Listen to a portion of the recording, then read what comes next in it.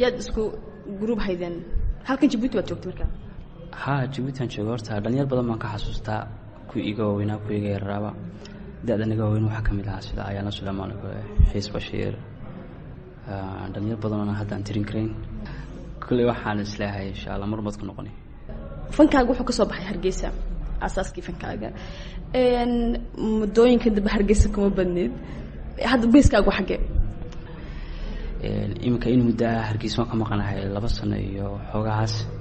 oo ku tala jiray insha Allah inaan mar uun ku noqdo hadii la yiraahdo kulli meel kasta jeceshahay waxa jira sabab keeni kara inaad ka tagto marka anigoona wax sidaas oo aanin insha Allah ku noqon doonaa bulsho badan baan ku leeyahay taageerayaal badan family dadaan soo wada shaqeynay oo garasho hore naga dhaxaysay marka insha Allah mar man cagta dhigaya kooxdaadii xidigaha geeska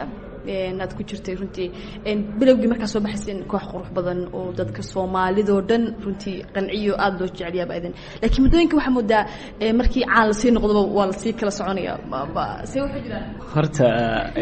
saaxiibada xidigaha geeska xiriirkaygu uu yar yahay horta qaarkood waxa isku hay dambeysay maalinta Hargeysa ka soo baxay aad baan salaamayaa jiritaankooda insha Allah inuu sii fogaado aan jeclahay